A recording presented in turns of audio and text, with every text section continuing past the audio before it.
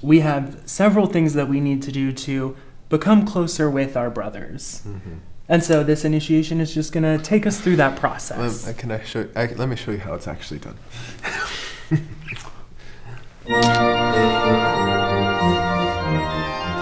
Hey guys, I'm Davey Wavy, creator of Himeros.tv, and today I am going to take you behind the scenes of Missionary Impossible. I feel like I should be smoking a pipe and speaking in an accent. Good evening.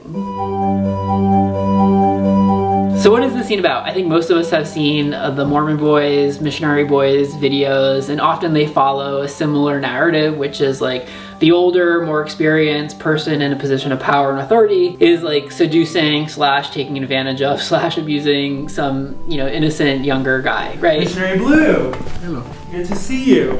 How you? Doing well, thanks. Aside from this egregious facial hair, Sorry. do you understand why you've been called in today? Not really. Okay, well, no worries. I'm going to take you through an initiation today. It scratches a certain itch, but also I think it's like a little bit of a tired trope and storyline that's like, it's been played out, right? It's been done. So we wanted to do something different. In our version of the scene, the seemingly innocent younger guy is actually very experienced and self-actualized. When the older guy is trying to seduce him, he's like, yeah, that's really cute, but let me show you how it's done. I know the ropes. I'm gonna and stick my I actually don't think there's in that scene, but there could have been.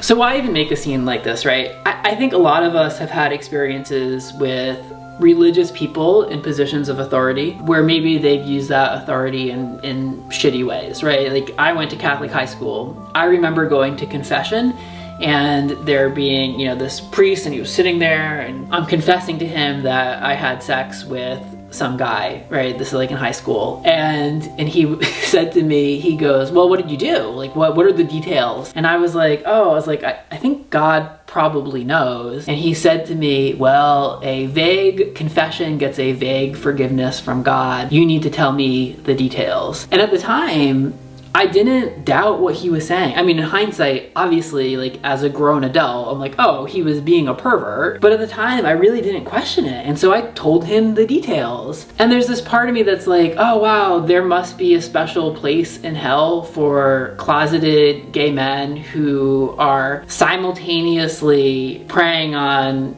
innocent younger people while supporting an organization that is making it harder for those younger people to grow up in a world, the church is anti-LGBTQ. It's really fucked. And the more you take those layers apart, the more fucked it gets. But the reality is, I was talking about this with a friend recently, it's not just that there's a special place in hell for those individuals. Those individuals are kind of already in hell. They're in a living hell, and to be that repressed and that closeted versus the younger guy that we see in this scene who is really integrating his sexuality and his spirituality. He's kind of an example for the elder, ironically, right? That's in the scene. So is it disrespectful? Well, by and large, people enjoyed the scene. We did get a comment about someone who felt it was disrespectful. In particular, the scene culminates in a double ejaculation where they ejaculate onto the Book of Mormon. I don't feel that as a gay man, I'm under a ton of obligation to be respectful of the Mormon Church.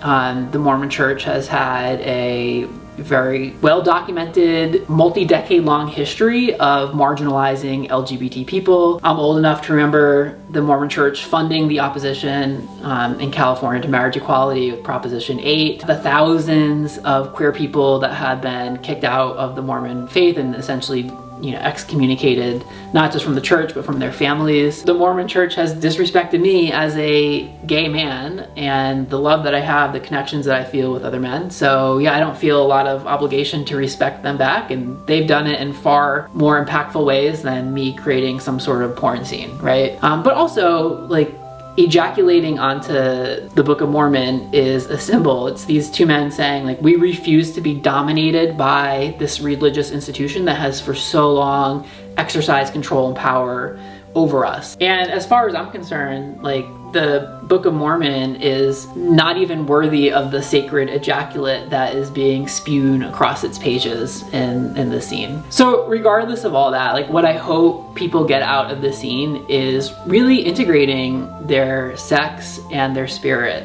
That these things, spirituality does not need to exist in opposition to your desires and to who you are and who you love in your heart and the sex that you crave.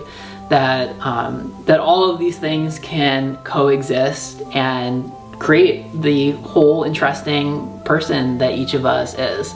That's what I hope people get out of this scene. Thanks so much for watching, and as always, more to come.